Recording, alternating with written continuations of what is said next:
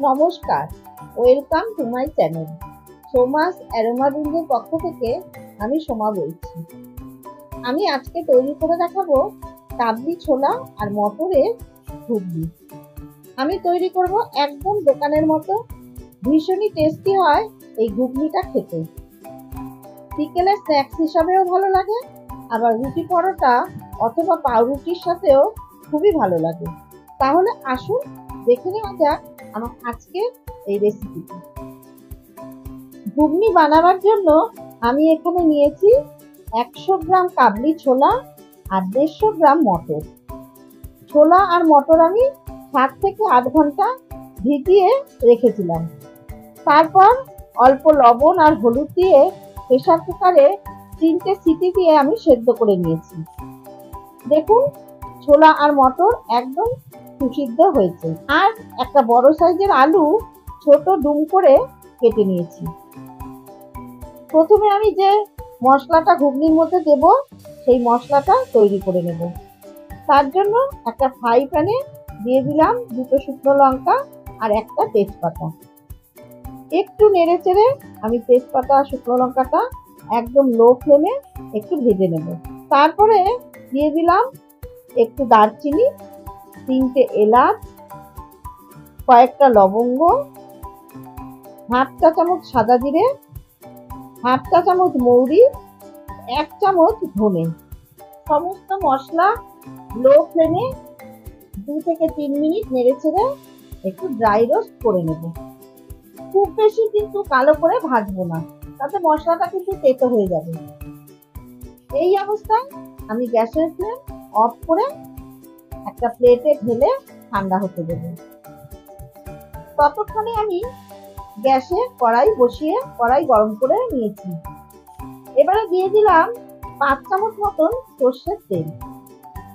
তেল গরম হলে ডুম করে কাটা আলু কড়াইতে দিয়ে দিলাম আর দিলাম সামান্য একটু লবণ। এবারে নেড়ে চেড়ে 2 থেকে 3 মিনিট মিডিয়াম ফ্লেমে আলুগুলো আমি ভেজে নেব। খুব বেশি লাল করে ভাজবো না, হালকা ভাজবো। আলু আমার ভাজা হয়ে গেছে। এবারে আলুগুলো আমি একটা পাত্রে তুলে নিলাম। ওই তেলে দিয়ে দিলাম 2টো মাঝারি সাইজের পেঁয়াজ কুচি। মিডিয়াম টু লো ফ্লেমে 2 মিনিট মতন পেঁয়াজটা আমি ভেজে নেব। খুব বেশি লাল করে ভাজবো না। পেঁয়াজ ভাজা হয়ে গেছে। এবারে দিয়ে দিলাম 1 চা চামচ আদা বাটা, হাফ চা চামচ রসুন বাটা আর 1 চামচ কাঁচা লঙ্কা বাটা। একটু নেড়ে চেড়ে সমস্ত মশলাগুলো ভেজে নেব। এবারে দিয়ে দিলাম বড় সাইজের একটা টমেটো কুচি আর স্বাদ মতন লবণ।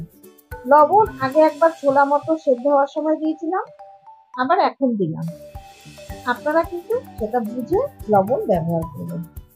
টমেটো আর লবণ দিয়ে আবার একটু ভেজে নেব। এবারে দেব গুঁড়ো মশলাগুলো। হাফ চা চামচ ধনের গুঁড়ো, হাফ চা চামচ জিরের গুঁড়ো আর 1/4 চা চামচ হলুদের গুঁড়ো। হলুদের গুঁড়ো দিয়ে আগে একবার সেদ্ধ করেছি ছোলা মটরটা, সেই জন্য এখন আমি 1/4 চা চামচ হলুদের গুঁড়ো দিলাম।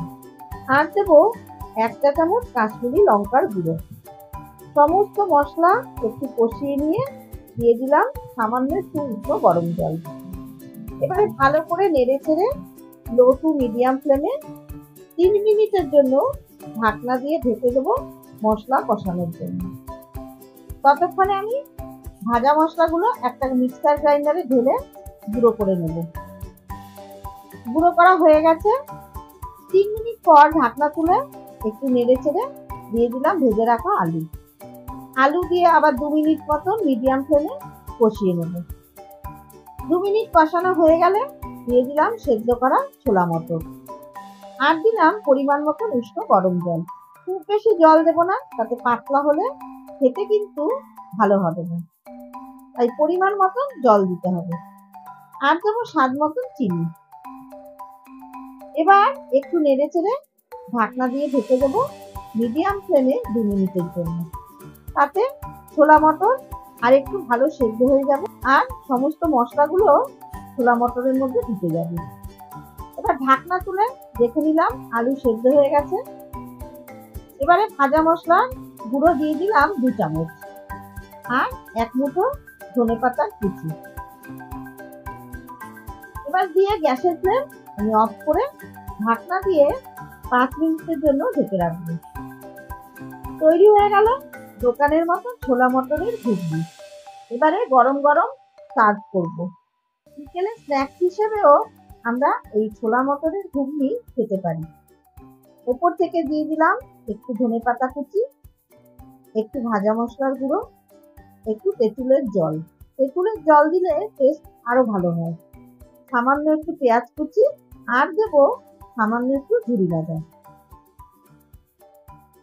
আবার ব্রেকফাস্টে বা ডিনারে পরোটার সাথেও ঘুগনি খুবই ভালো লাগে। তার জন্য বাটিতে দিয়ে দিলাম ঘুগনি, আর উপর থেকে দিয়ে দিলাম অল্প তেঁতুলের জল, অল্প একটু ধনেপাতা কুচি, সামান্য একটু ভাজা মশলার গুঁড়ো, সামান্য একটু পেঁয়াজ কুচি, আর সামান্য একটু কাঁচা লঙ্কা কুচি। এখানে কিন্তু ঝুরি ভাজা দেব না। আমার আজকের রেসিপি ছোলা মটরের ঘুগনি আপনাদের কেমন লাগলো অবশ্যই আমাকে জানাবেন। ভালো লাগলে একবার বাড়িতে ট্রাই করে দেখুন। আশা করছি আপনাদের সবার ভালো লাগবে। ভালো লাগলে আমার চ্যানেল সাবস্ক্রাইব করে পাশে থাকার অনুরোধ রইল, আর বেলটাতে প্রেস করে অল নোটিফিকেশন অন করে দেবেন। তাহলে নতুন নতুন রেসিপি খুব তাড়াতাড়ি আপনাদের কাছে পৌঁছে যাবে। আর অবশ্যই লাইক, কমেন্ট ও শেয়ার করবেন। ধন্যবাদ।